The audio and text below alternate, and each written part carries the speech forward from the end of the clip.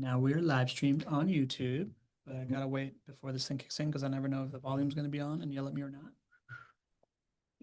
Water? A little sip of water?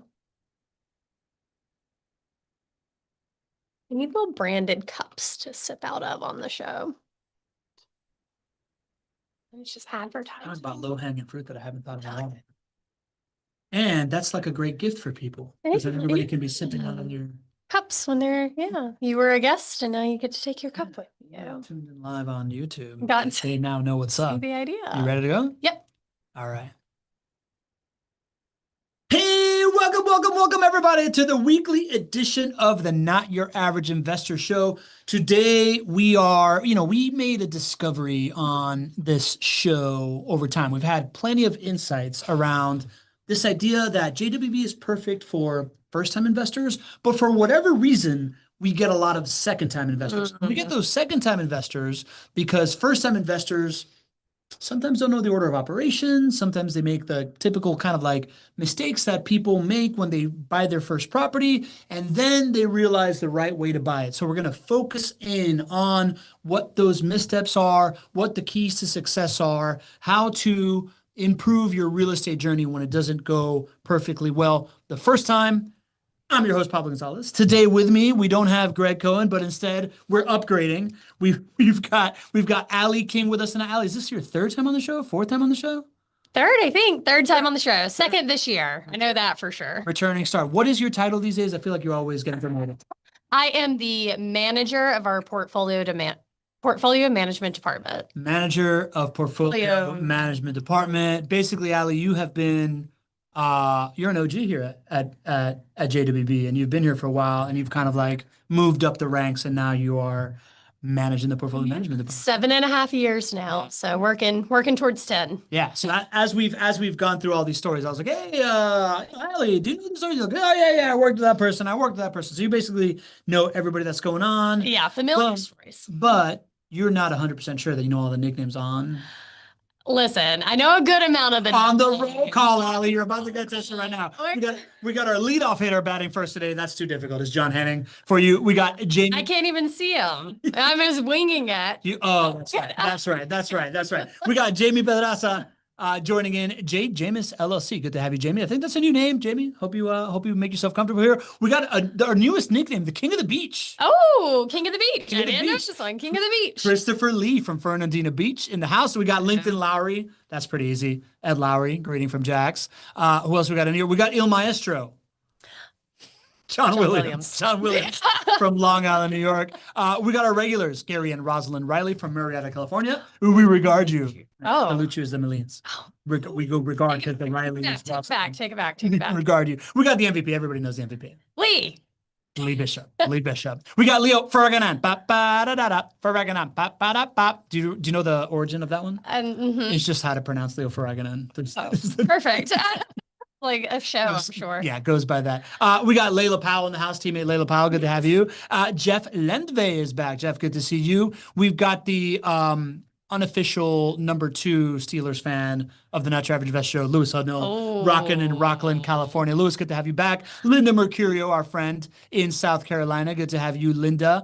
Who else we got in here? Oh, we got Lita Song. Beautiful investors from Minnesota with her call sign. Yay. Who else we got in here? We got the Maven. We're going to talk about the Maven today. We are. Leslie Wilson. Greetings from gate A17 at Midway Airport in Chicago. Leslie's got that life, man. She's always traveling. Honestly, where you headed, Leslie? You're always doing something cool. Let us know in the chat. We got the Shaw Man. You know the Shaw Man. I do. Very well. Nadeem Shah himself. We got a hello, friends, from Not Your Average Guest. If you're coming in from the text, I don't know what your name is, so you got to tell me who you are, or else I can't call you out by name. Friends. But hello, friend. Good to have you here. Who else we got in here checking in on the roll call? We got Veni Valsamakis. Greetings from Greece this week. Oh, she's in Greece. She's in the motherland. Amazing. That's awesome. Good stuff, Veni. Good to. You're gonna have to send some pics in the Not Your Average Investor WhatsApp group. Jeff Gardner from Clearwater, Florida. That's either a new name or a name we don't see often. Yeah. Jeff, good to have you on board. Hope you're having a good time here with us. Now you're ready for this. Okay, I'm ready. The patriarch and matriarch of the first family, Ken and Carolyn Malene. We salute you, first family. Need a different movement.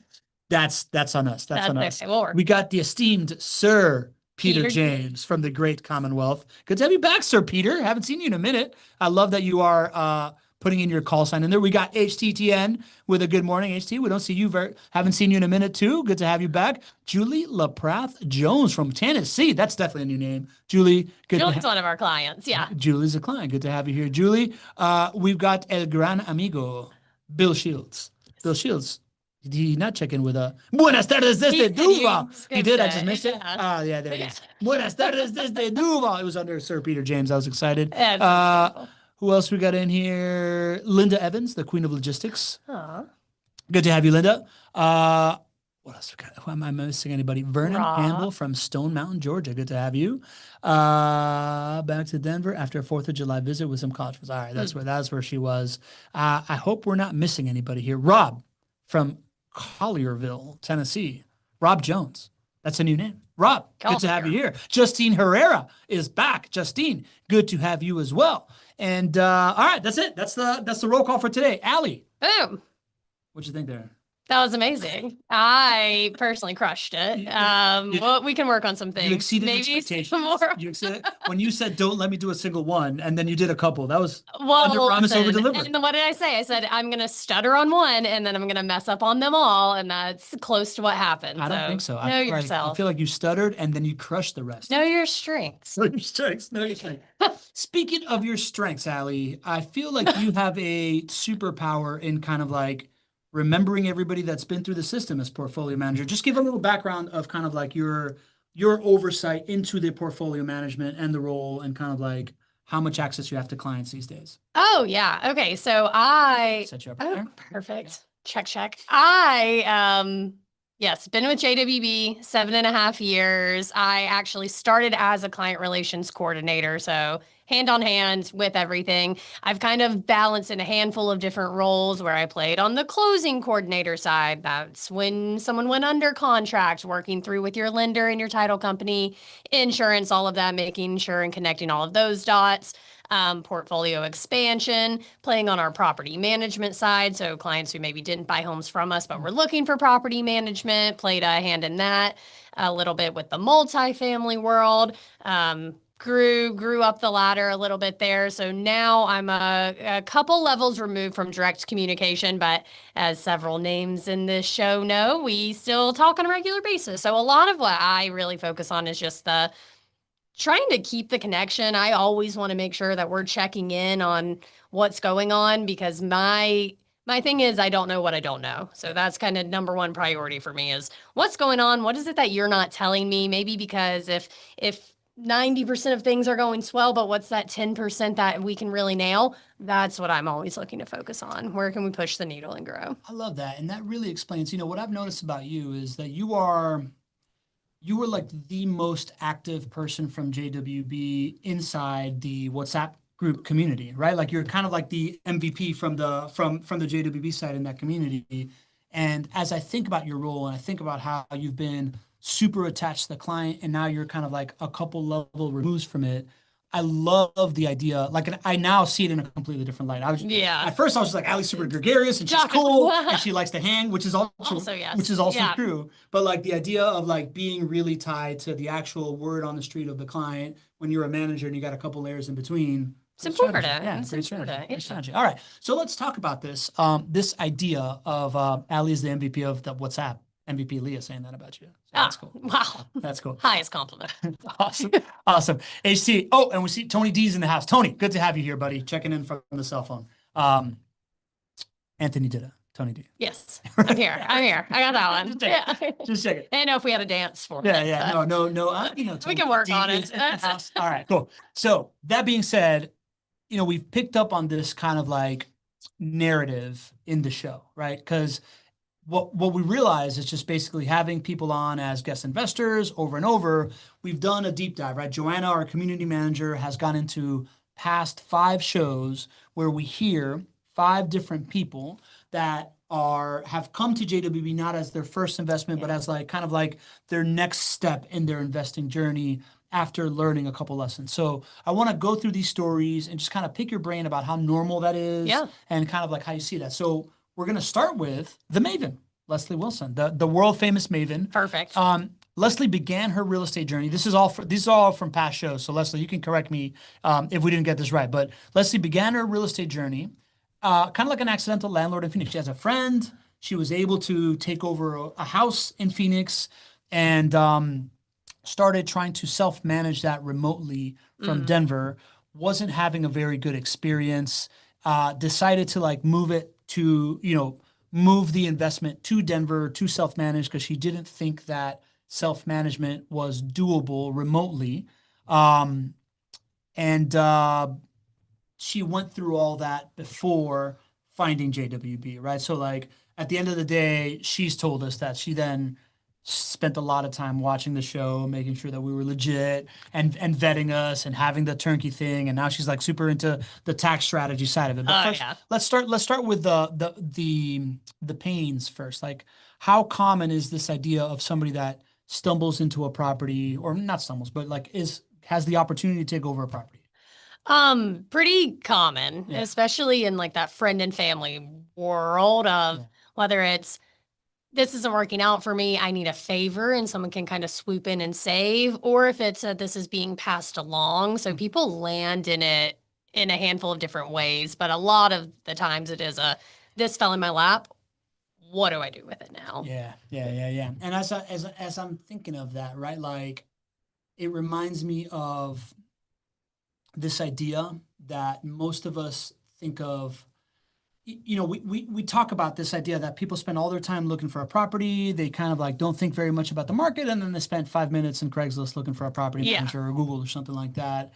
And it's probably, when I try to talk about like looking at the market, I often wonder if that's even in people's order of operations. It's usually just property, and the market is circumstantial. Either a friend gives it to them, they have an opportunity, or they just assume it has to be within driving distance because they want to self-manage. Is that something that you see a lot? Oh, yeah, for sure. Especially if it's something like, and sometimes it's even just because it's your neighbor. It's a house that you've been to. So people Yeah. are like, "Oh, I have to move or I can no longer keep up with this or I'm moving to take care of a parent in a different state, but would you like this house?" So sometimes it's going to be a convenience sake because it's there. Hmm. More rare and I guess more risky is if you're taking it over to self-manage in a market that you're not in, because Yeah. that's just hard for anybody. Yeah. And especially adding on the layer that you might not even know that market. You might look at the numbers and the house and, oh, it's established and we can find a renter. This shouldn't be too hard. Mm. What really is there to do other than collect rent?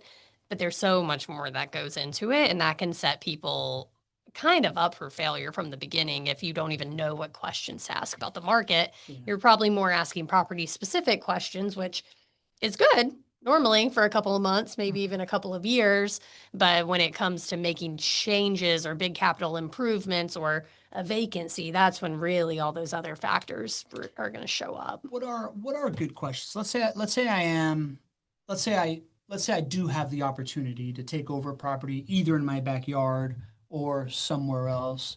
What would you advise folks ask about the market that you're saying are better questions to be on the property? Yeah, I think if it's out different questions, I think, depending on if it is accessible in your backyard or not. I think if it's a distant property, I would start interviewing property management companies first Mm. and then looking for communities, something like this where I can get connected with people who do already know what's going on. But I Okay. think a lot of it is also going to be tied to what your plan is. Am I saying like, okay, I want to get into this and I want to hold it for a couple of years?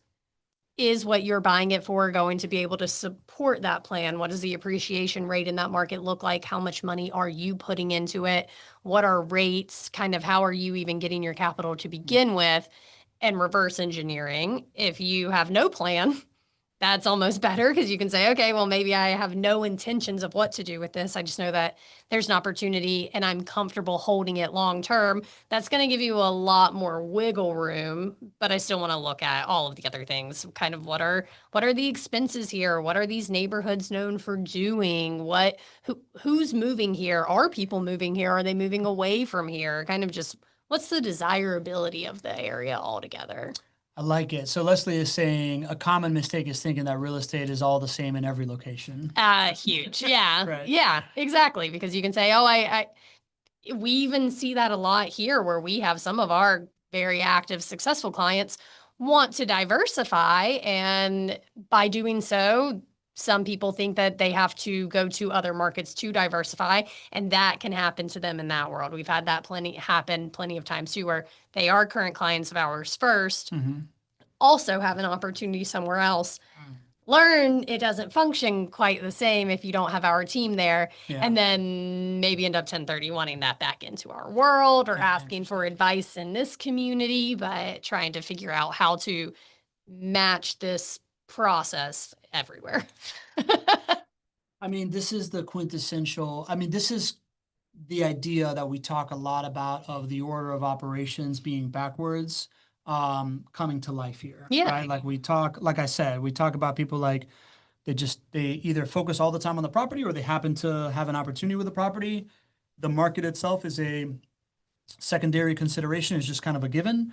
And then spend a little bit of time looking for a property management company and go, when what we talk about a lot is team first, right? Go figure out where the teams are that can match the experience that you want to have. Understand the market that they're in, the questions that you were just saying, right? Like, is this a growth market? Are people moving here? How stable is it, right? Like I was just looking at this report about how Port Charlotte, Florida has the the biggest drop in home prices. And of course, these little towns that have less than 1 million inhabitants that are built off of like like a construction economy tend to have much bigger swings than a city with 1.5 million inhabitants, multiple Fortune 500 employers, logistics centers. Right. I'm obviously describing Jacksonville, right? But like the makeup of the economy there and how stable that is, whether it's growing, what the median income is there, will that support where rents are going, like the housing supply mix, right? Like we've just seen the effects of multifamily and single family home intersecting, huge. and all those kinds of things, right? Like figuring those pieces out, and then the property just kind of becomes easy if you have the right partner. Right. Yeah. It's almost the least important piece of the puzzle.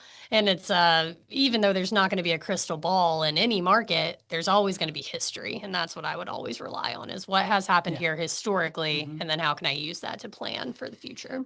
Yeah, and that reminds me of like another thing that we talk about, of like when you are looking for the team, where are they getting their data from? Yes. Right? Like, is the data something that they just chat GPT'd? Is it something that they're paying like a high class service for? Or is it proprietary data of performance that they have been doing for 10, 20 years? And can they say, this is what our client population, how it's performed, and therefore you should be pretty comfortable that we can make another house that looks exactly like it's in the same neighborhood with the same contractors perform. Yeah, fact check everything. Yeah, where do your numbers come from? A lot of people, and that's a big thing, even just with articles that are pulled, don't just go with the first one. Look at several articles if that's how you're doing your research from something out of town. Is, okay, I can see that, but does it completely contradict this article? Then there's probably something you're missing, and that's just more questions to ask. Yep.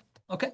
And then, tapping into kind of what she said, she then used to like figure out to come to JWB. And she's saying in the chat, Leslie's saying if she had a penny for every time that somebody asked if JWB does business in another market, she'd be a rich person, right?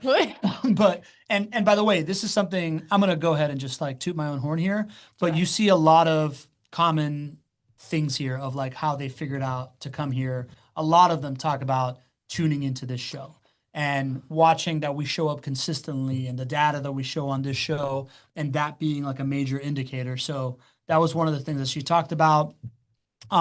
Having learned the hard way, understanding that the true turnkey experience and being truly passive was something that was important to Leslie. She has talked multiple times about how she loves being super tax savvy and having a team that can like nerd out with that on her with her, like JWB does, is important. And then of course the community and the transparency and meeting everybody else is something that's pretty unique here, right? Huge. And I think turnkey there is a huge piece of it too, because it's not the only way, but it's definitely a different way of purchasing a product, where turnkey versus a product that you're finding elsewhere. Turnkey is a product that's ready for immediate use. It's not saying that this is a guarantee that nothing will ever happen ever, but it's saying, I know a lot more. And so then when something does happen, I can at least give you a solution on how to fix it. So it's a little bit more of not ever saying that it's going to be perfect, but of what how we're going to get it back to the right spot for your numbers, because we are able to look at the numbers from the beginning. Yeah. To where with a different product, you're not able to look at it from the beginning. I think I'm glad you brought up turnkey, because that's a perfect segue into our next story. Okay, perfect. Look, fourth time on the show. You're a pro here, Allie. We put it out. Clearly.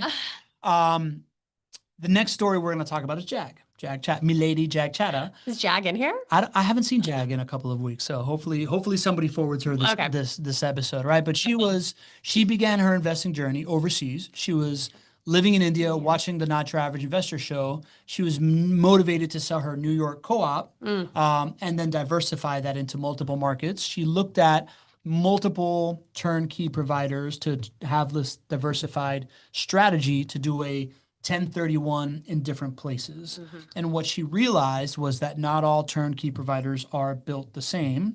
And particularly one of them had created this timeline saying that this is going to be ready in 2 weeks. So then you're going to be able to like divest into here. And then it wasn't ready in 2 weeks. And then it missed the 1031 deadline. And she was had to take the giant tax hit, because you can't really do anything because 1031s are strict like that. And, that was a big pain for her. So when she finally, kind of like when she learned that lesson, that's when she was just like, all right, it's less important to diversify as much as having a true 1031 partner and somebody that can like bring these properties to light. But I'll stop there before we get too far down the path. People that have a bad 1031 experience, talk to me about that. It's tough. It is. The process itself is not tough if you are just leaning on people. And that's where I would say find the right people who know what they're doing and have a track record of doing it well, and let them do it. And then you can have a completely passive experience. If you are trying to do it completely on your own and are identifying companies, it's just very strict. You have to hit your really particular dollar amounts, and the timelines are not up for negotiation. So like when the clock starts, there's no stopping it. You can't pause it. You can't turn it around. The clock starts, you're going, and boom, you have to find that exact puzzle piece within that certain amount of time. So I think the biggest issue that I see with people having 1031 horror stories is people who do not have enough product to choose from. So if you're going somewhere and they say, oh yeah, we have some that should fit. Well, what if those sell before your timeline starts and now you don't have those same options and now you're trying to figure it out? Or in Jag's situation of really banking on a new construction or a renovated product being available by your timeline, that's probably a risk that I would recommend nobody ever take, is banking on a product that is not already ready for sale, even factoring that into your timeline. Super risky. Love if it works out for you, but I think the primary thing is going with a company who has a really good relationship with your 1031 provider. That's going to help a lot too, because communication breakdown, that could be the issue from the beginning, even if your inventory options are perfect. So those are the two big things: is do you have a turnkey provider who can communicate really well with your 1031 provider? And do you have ample inventory to choose from, so that if stuff swaps around, people buy your one before you're able to secure it, that it's not even an issue. You know that there are several options to choose from. Let's dive into that. I want to rewind a second. Okay. Anybody that isn't super familiar with a 1031, right? It is a way to take an asset and exchange it for another asset and defer the taxes from the capital appreciation, AKA you buy $100,000 thing in New York, 10 years later, it's $1 million. Being able to use that extra $900,000 in appreciation and reinvest it without paying taxes to start makes a really, really big difference on what you can reinvest. And in order to do that, there's certain timelines to hit. I believe you need to identify a property before you sell. And then once you sell, you have a certain amount of time to like buy that actual property. Is that kind of it? Yeah. In a nutshell. Yeah. So that's it in a nutshell, right? So what happened specifically here was, Jag had identified a property. It didn't end up meeting the timeline, and they didn't have one coming. She didn't have like an alternative property picked out, and that could have been an education gap, or it could have been a believing what you hear and Yeah. believing that, like they're really going to make this time. So this really comes fundamentally to this like topic that we talk about where there is fake turnkey and real turnkey out here. And some turnkey companies are basically telling you like they don't own the asset that they're selling you, right? Also, You want yeah. you want to talk about that? Yeah, so if they could be kind of playing the wholesaler mix of the kind of the representative of like, okay, I know what you're looking for. I'm pretty sure that I can find it for you and almost the matchmaker, which is different. Mhm. Or they could just be acquiring the properties themselves and flipping ownership, maybe having a temporary ownership versus just really knowing the product. Yep. Or it could be in the world where maybe they, in this situation, I'm curious if it truly was them not having a really good understanding of 1031 and those deadlines. And so for them, they could say, they just might not be taking the timeline seriously of like, oh yeah, you really want it by the 4th of July. Like we should be able to get there versus and no, it's not that I just really want it. It's that I have to have it in order to make this deal work. And so it could just be a lack of experience dealing with those sort of deadlines and timelines and then not communicating it properly. Yeah. Versus what we keep saying that like real turnkey is that you're not buying the property on a promise. You're Yeah. buying a property that is already finished, has a renter in it, and is owned by the person selling it to you before you even step into this. Right? Exactly. Yeah. And that's what JWB does, and that's what you want to be looking for in a true turnkey provider. And that will definitely mitigate the risk of missing this timeline, right? This like cleanliness of having it all ready to go before you're signing a piece of paper and identifying this is one piece of it. But then there's another piece of it. Like Leslie says here, the key is to identify lots of options during the 45-day window of the 1031. You have 6 months to close on one of them. So give yourself lots of choices. And a lot of turnkey operators, even if they're doing it right, they're just not operating at the scale where they can give you a whole bunch of choices the way that JWB does, because JWB has figured out how to build to rent in infill lots, plus acquire properties, and they just have this like conveyor belt of properties that they always have. Yeah, exactly. And we are confident in the product and we're confident in our ability to reproduce the product, I think is the biggest thing. That's the biggest thing. Yeah. That's the biggest thing. It's like the widgetization of it Mhm. that makes a like asset, feel so similar, even though, as we all know, homes and residents are infinitely different. Yeah. Yes. Right. 100%. Yeah. So we're going to hit a little bit on that some more, but that being said, right? So then Jag, what she realized was she has watched this show for a bunch. She realized that that they could trust us. She learned this whole like team first approach. And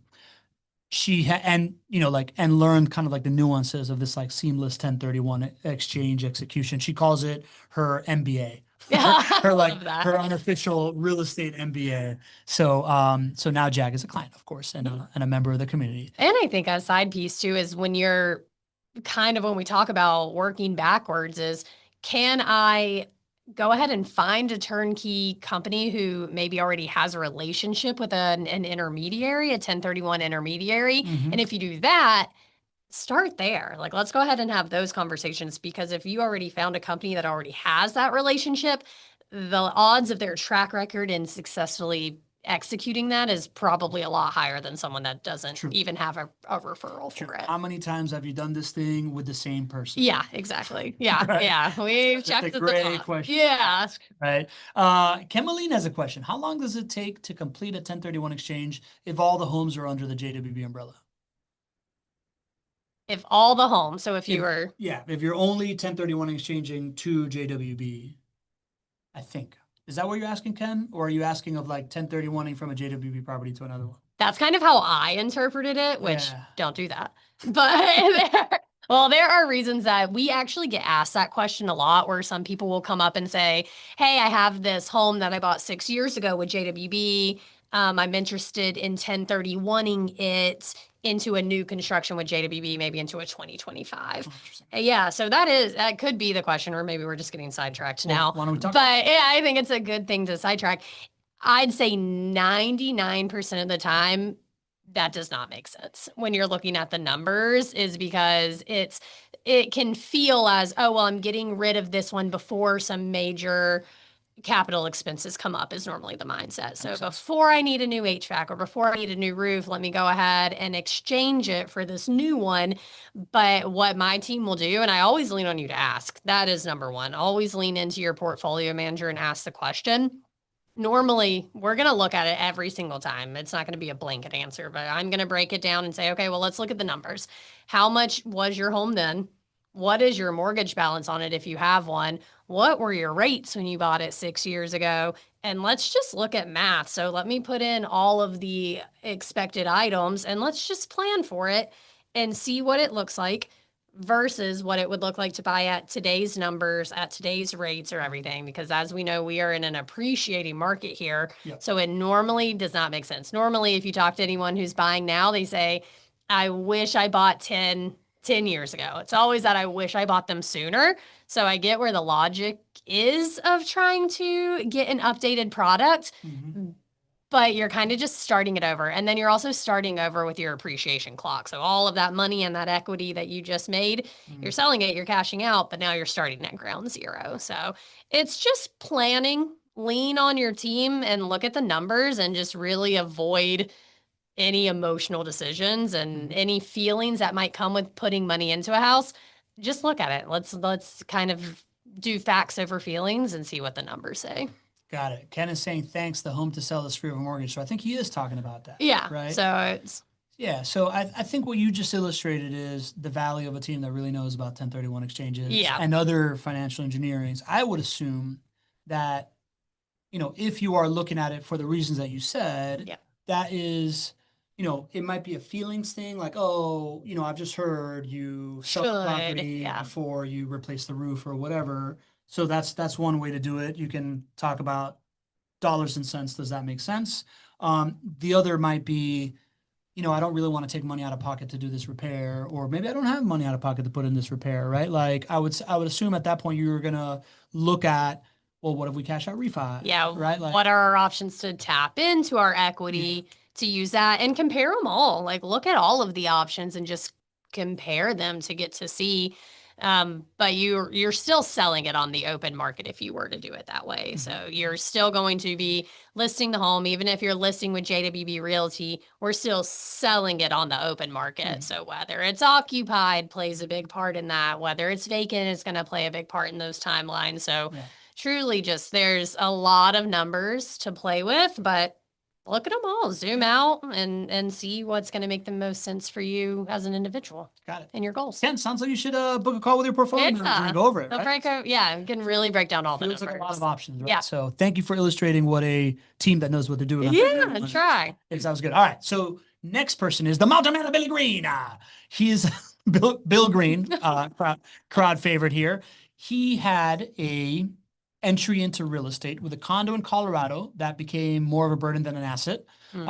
Wasn't a nightmare property, but it gradually turned into a poor investment for a couple of reasons. There was a hidden cost drain, right? It came with a $500 a month HOA, which slowly eroded his equity over time, even as the market grew, and high monthly expenses, like stayed there. He had selling struggles. That unattractive HOA made it harder for him to sell it. And then at a certain point, even though he had invested in a high ticket education program, he just kind of fell stuck on what to do with it. How likely is this?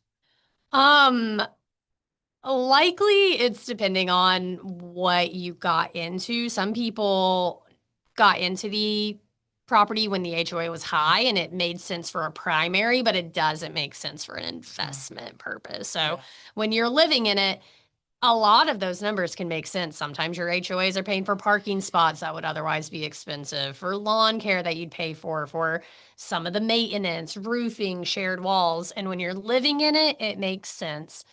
But when you're not, it might not offset your numbers the same way.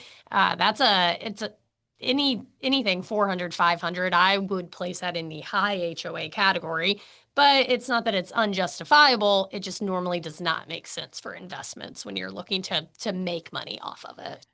Tell me about kind of like the right way to look at HOAs when you're thinking about a rental property.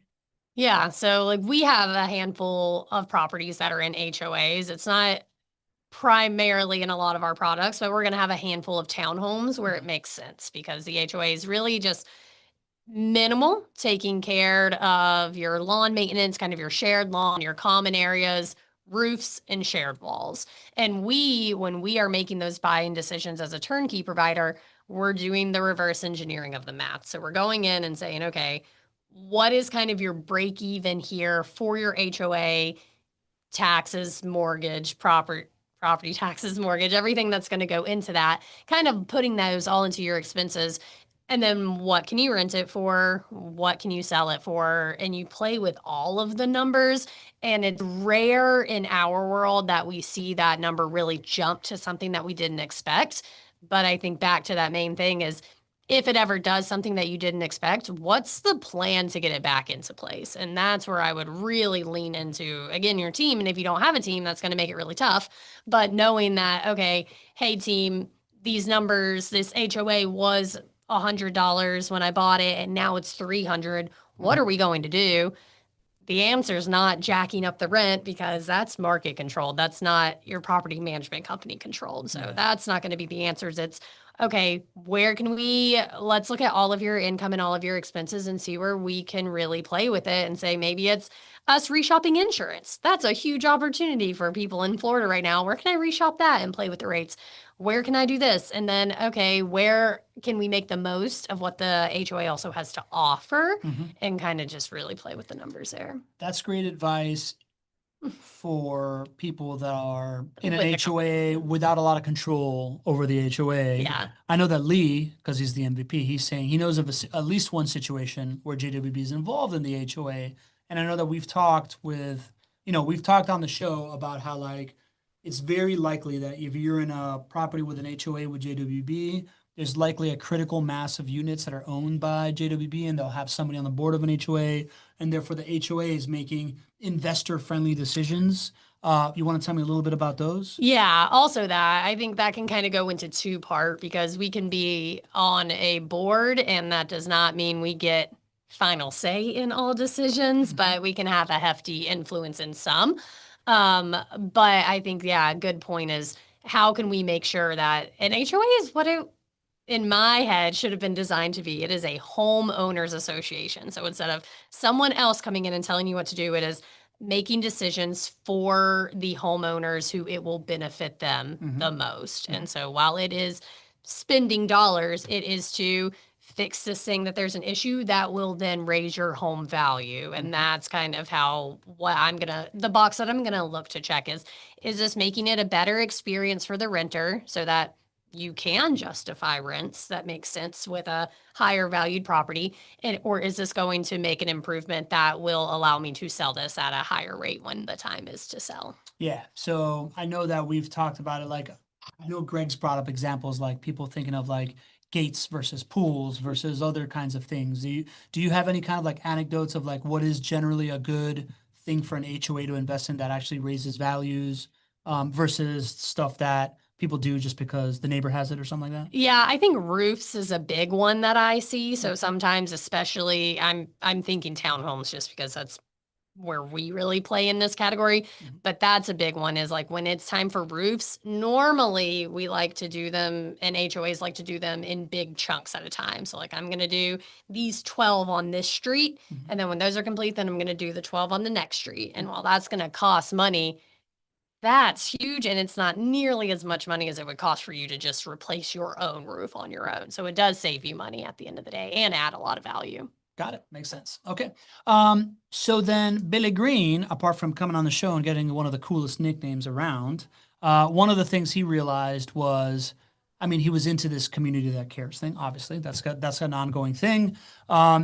He really wanted a team that could do it all, right? Including preferred lenders, closing support, long-term strategy and guidance. He grew immense confidence in the Jacksonville market, something that we've talked about with the Leslie situation. Yep. And then on top of that, I know that he took advantage of like the execution level on the 1031 and a couple of like incentives that were happening at the time.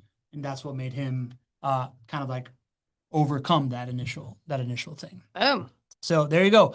All right, we've got two more here. Okay. Doug Segulia, not a very active member of the community. He is more of like what we call a lurker. He'll watch a show, but he is an entrepreneur. He's an architect. He's got not a lot. He's got things to do. He's been on the show. His big first win was a lakeside property outside New York City that he bought cheap, renovated over 2.5 years. Typical architect move, right? My wife would love to do something like that. Yeah. And turned it into a high-performing Airbnb. But despite the strong income, property became a drain on his time and lifestyle as his architecture firm grew. The time-intensive piece as an entrepreneur was a lot for him, and then he started facing some regulatory headwinds in New York with the Airbnb market, and he just got kind of burned out with DIY investing.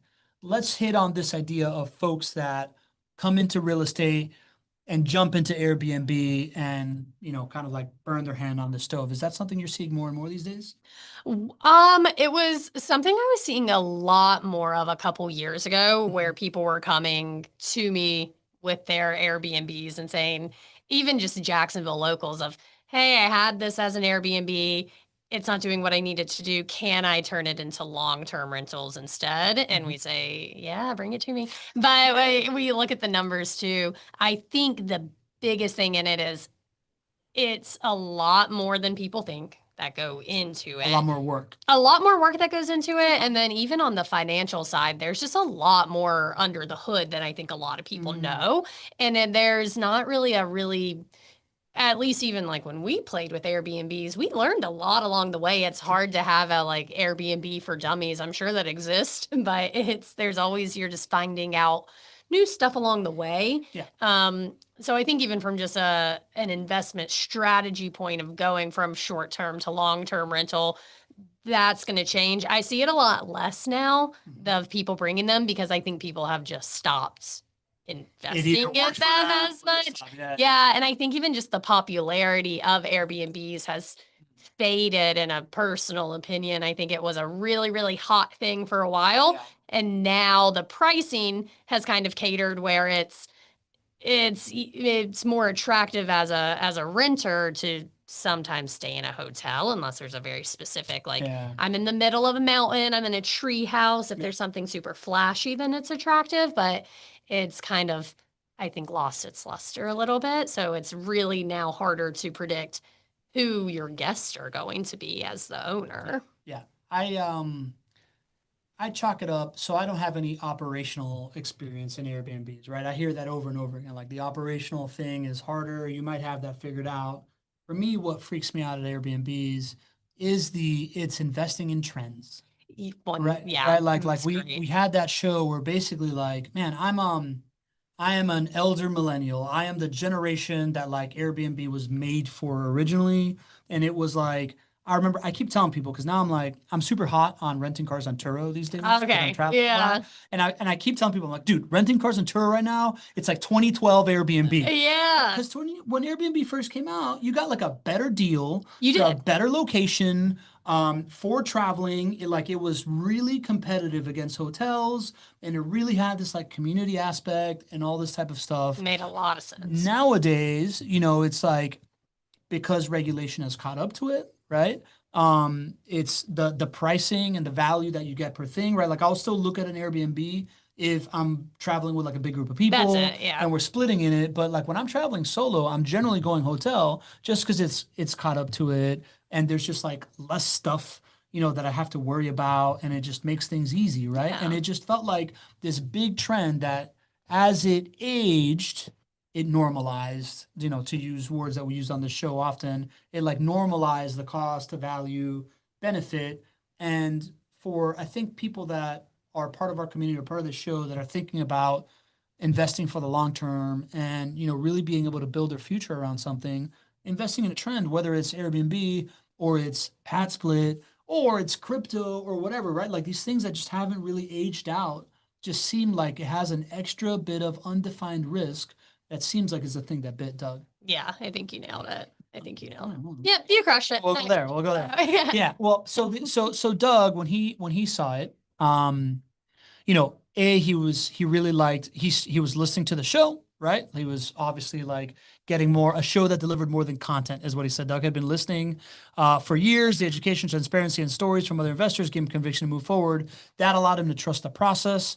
That allowed him to, he saw the value of this like passive growth versus an active hustle as he realized that what he wanted to do is put his active hustle into his business, Yeah. right? Which is something that I can very much relate to. And then of course he loved the 1031 exchange readiness. Yeah. That's what made him come over and learn that one. And I think we see that a lot with even versus like Airbnb or not, people transitioning from active into passive. And that's something that we're able to offer. But a handful of people get into the game when they're active, and that's their thing, and they have the time and they have the resources, and that's what they're able to pour it into, and it works.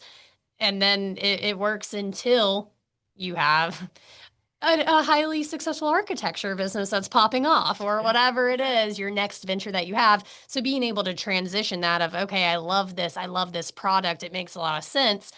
I just can't be point man for it anymore. Who can I trust to do it? Who can do it better than I could? I think is a really tough question to ask and a really tough answer to find. But who can do it not even as well as I could, but better than I could? Perfect transition once again to our final point. But first, I want to answer Linda Evans's questions because she was talking about she put it while we were talking about HOAs. Okay. Linda says, would you recommend more than 2 properties per building for future maintenance issues such as roofs?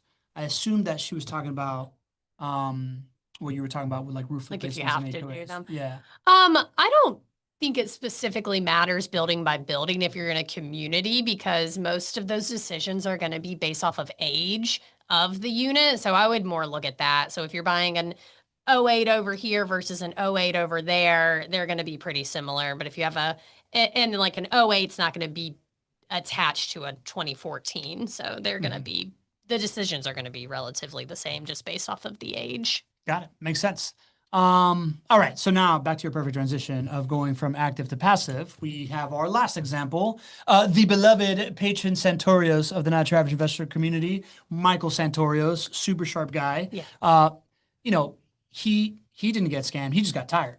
Right? Like, Feel that. he bought his first rental property at 21, built up a small portfolio near his home in Maryland, and what looked like a win on paper started to like become like this like time-sucking burden. He was feeling the self-management overload. He was handling everything himself, tenant calls, contractor wrangling, lease renewals, all that stuff that was, almost like while juggling his W-2 job. Had a couple of condo fees, started experiencing delayed progress. Even with that, he built a nice little portfolio. It's incredible. And then he also started feeling the pinch of an anti-landlord municipality, Maryland, that he talks about all the time here. How common is that? How common is this idea? Like it feels like we are right now on the beginning of this wave of anti-landlord sentiment. We're like with the affordability crisis and all this type of stuff. And as people, like the mayoral election in New York might lead to some really weird outcomes here of like what they're talking about when rent control is the main thing that they're running on, right? So this idea of people that are, I want to talk about active versus passive, but first I want to just talk about this idea of being in a landlord unfriendly environment. Do you play therapist to a lot of people that are doing that and calling JWB? Yes. And I think even of people transitioning into Florida's market who have maybe had different experiences somewhere else, a lot of it is our team really just being cautious with delivering messages of how things work in our world and in our market, because we can go in maybe unfazed if we're delivering a news like of, oh yeah, we have this going on, but no big deal, when it might have been an extremely big deal to somebody else in a less landlord friendly market. True. And that's something that we have to really coach through, is like, I know that you think it's very casual because we can get something done in 3 days here, but that same thing might take 3 years somewhere else. Yeah. So when you're calling somebody and talking about it, just being really cautious with the news of like, hi, I am sharing an update with you, and I'm not sure if you've experienced this ever. Tell me about your experience so then I can compare it and make sure that you have all of the information to feel secure about it. But we have that happen a lot. Or on the Vice where we might say something and someone says, oh my gosh, I have to sell everything. Everything's destroyed now. And we're like, no, no, no, no, no, not in this market. This is a simple blip and we will move right on. But we know how to navigate these things. What are the main kind of like, what are the go-to FAQs about how landlord friendly is Jacksonville specifically? Do you find yourself in similar conversations often of like that happens over there but not here kind of thing? I think the first thing that comes to my mind is eviction timelines. A lot of that, if you have a renter who's truly just not paying rent and we are going through the eviction process, well, a lot of our investors are going to come, they personally own their homes and live in non-landlord friendly states. And so maybe in some of those properties that they fell into, or if they had experience in managing those properties that were closest to them, that was their experience. Where in some states, maybe that does take you over 3 years to get a non-paying resident out of your home. So when I deliver news that we're filing an eviction and we've started that process, your mind automatically starts going to, okay, let me do the math of no cash coming in for 3 years. And in our head, it's, oh, that is completely not our reality of how that process works. So that's kind of first example that pops up. Yeah, 3 years of a non-paying. That's a real example I had with a client who had them going on at the same time and were able to compare them live. And they were on year 2 when we started the conversation. So we really said, oh, that is an extremely different timeline and expectation. So we were able to have a little UPod moment, which is what we'll always do. But also in a lot of states, they can't even give you a timeline because it's just extremely regulated in different ways where they're like, we don't know. This is we'll let you know when we have something, but it's really out of your property manager's hands completely. Right. Yeah, Okay. yeah, tough stuff. So landlord friendly state. What was the other thing? Passive, like active to passive. I think in Michael Santorio's story, I don't remember what the number was that he came to JWB with, but it feels like he's really ramped up his ability to invest and grow his portfolio since he's been here. You want to talk about that? Yeah, I think that's something that we do see a lot is people who come to us with a goal or not, where sometimes in like Michael's situation where he had, what was it, nearly 20 years and he acquired 5 properties. Incredible. That's incredible for anyone. But with that same amount of money that he spent with an experienced team, we're able to say, he might come and say, oh, well, I know I want to do the same or maybe get 6 in 20 years. And then we're able to lay out the plan and all of the resources and strategies and say, we can get you 6 in a year and a half with that same amount of money. There's just so many resources that they're not teaching you that in school. You have to learn it from communities like this of what can I do? What are my plans? Or some people say, I don't know, I really think I could get 3. And then we say, you could get 12 in that same time with the same amount of money. Here are the strategies to get you there. And that is where it's really impactful. And I say my favorite thing about this role is that I get to change people's lives. And that's how I get to do it, is you're able to provide education specific to your market. And it's not just a blanket real estate education. It's, I know this market and I know it really well. And I know our loan products really well and our resources really well. So let's build your plan and whatever your dream is, let me exceed it. Yeah. And then send me pictures from Greece. Where you're I at. love it. I love that. Sounds a lot like Bill's, right? Like it's Yeah. like whether it's knowledge or time, right? Like once you move into the passive strategy, you can really scale because you have a team that can handle all this type of stuff and you just got to make the right decisions. Yeah. The same as being a business owner. Like this is kind of like your own little business and all of a sudden you found a CEO to go run it for you. JWB is like the CEO of your portfolio. Yep. And we focus big on an annual performance review. So for all of our clients to connect with their portfolio manager annually to review your complete ROI tool where you're saying, okay, here's where my returns are at. Here's my plan. What do we want to do in the next 365 days? Like that is what I really want to zoom out on of, okay, what is our strategy? What do we want to do? What do we want to achieve? What else do you have going on in your investment world, in your personal life with your goals, and kind of like just a mini goal planning session where we're really just digging in, going deep, making a plan and following up with inventory when it makes sense. I love it. So Michael is an outlier in the sense that he did all this stuff in 2016. Or he started with JWB 2016 before we had the show. Oh and yeah. all these different kinds of things. But what convinced him, according to the show, was numbers over emotions, right? Yeah. Michael's wife, self-described numbers nerd, saw the value in JWB's conservative projections. Even better, the team encouraged front loading, buying properties early to let time do the heavy lifting.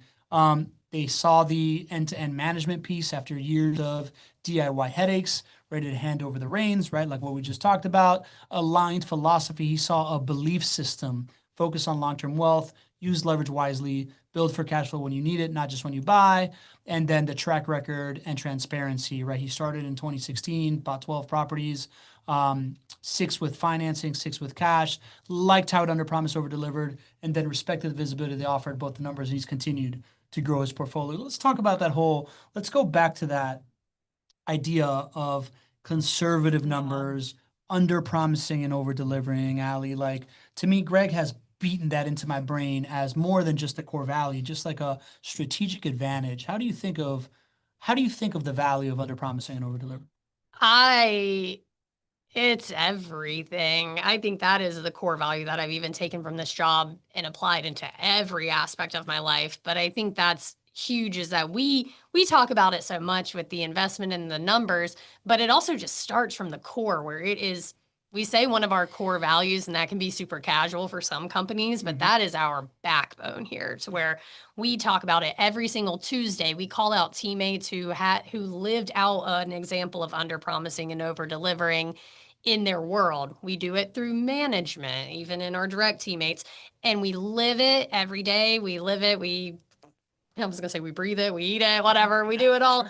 And then we're able to push that into our products, which just makes it so authentic. And it's something that everybody just truly does. It's not even that you believe it, it is just what you do here. And so when we're making any of our evaluations, we're looking at projections. So there are going to be times where that's the opposite and you miss it by a little bit, but because you're going off of projections. But for the most part, we're focusing on that conservativeness and we're going in and we are focusing on an under promise, an OPOD is a lot worse than a UPOD moment. That's what UPOD is under promise, over deliver. Yeah. Okay, I got that. The UPOD rolls off the tongue a little bit bigger, but It does. Honestly, even in a selfish way, it makes my conversations with you a lot easier. I'm selling you this house and I'm not selling you and then never seeing you again. That would be a lot easier, I guess, to fluff the numbers, but I manage to ROI and I manage to the numbers that I set out for you. And that's what I'm consistently looking at over that 10, 20, 30-year spread. Now your numbers aren't going to be there year 2, 3, 4, but when you're looking at it, I want to say, okay, even with our ebbs and flows that are going into it, let's look at it. Where are we at? I set these numbers out, so I want to make sure that I'm holding myself accountable to giving those to you, which is just not a tool that a lot of companies have. So I think that's a really cool piece is that we have something that tracks it and I compare it to what I laid out to you on the front end. I love it. When it comes to that annual portfolio review, Dean Curry is asking, does a customer reach out to JWB for the annual review or does the portfolio manager schedule it? It can be a mix of both. We are going to normally we're going to look and say you're due for one this quarter and try to schedule it with you directly. You are always available to schedule it directly through your owner's portal. There's a tab on there that has schedule performance review, and it'll also tell you when your last one was. If you're not even sure, it'll have it, and you can schedule it directly with your portfolio manager there. But we try to be as proactive as we can with scheduling them with our team. Love it. I saw Michael Santoris just checking in. Good to have you, man. Paige Santoris is in the house. Heard your story.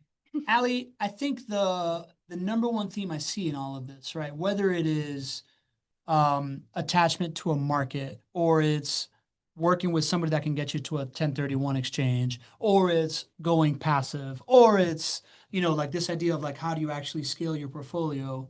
It feels like the radar for who is under promising and over delivering out here, right? Like the moment that you feel like somebody is over promising on anything, it's probably going to set you up for failure in all of these breakage points that we saw in all of these things. Yeah. Right? Like, and that to me is kind of like the main thing that I'm taking out of here. It's if you are a first time investor that you don't want to, and you want to win on your first investment and not have to, kind of like make up for it on your second investment, like the people that we've um, explained here. Look for the under promise moment for your investment, right? Like look for feeling really confident in being able to hit the thing, hit. I think the way that Greg explains it to me is like be 100% certain that what you're promising you can deliver and fairly confident that you can do better than what you're promising. Yeah. Kind of thing, right? And that's going to set you up for success, whether it's like what experience they're promising you, what returns they're promising you, what kind of like real estate, financial engineering mechanics you can like take a hold of. Feels like that's the main thing to like look for. Yeah, and I think it's how well are you able to fact check what's being told to you? Even on the experience side, that's why we have a handful of clients even available in this group who make themselves available to speak to clients who are contemplating going into this of is it what they're saying they're all about when it comes to the experience side. And then for the numbers, I would just always challenge everyone, how did you get those numbers? Can you share any of your reporting with me? And if the answer is no, that's probably a flag because a lot of companies they're coming up with that number because they track their metrics, or are we leaving out some outliers? What are we doing? How transparent can you be with your numbers? Unbeknownst to you, that's your last perfect segue because next week we're bringing back the segment that we like to do, where Greg looks at other people's numbers, other people's performance, and points holes at the data and how they are over promising and under delivering. So hope you join us next week. I want to thank the community that was here. I want to really thank the folks that we highlighted today. Yeah. Right? Like we didn't ask you to come on the show, but you've come on the show in the past, sharing your story. We see it over and over here. The ability for others to share their story here is a big reason why people understand that this is all real. Yes. And we couldn't do it without you being here, being in the chat, reaching out to people, and asking great questions and taking a time out of, the middle of your workday to join us for an hour here, and grow this community. So thank you for being here. Before we leave, any piece of advice for anybody, Allie? I was going to catchphrase, but I don't know if you were asking for an actual piece of advice. I was going catchphrase too.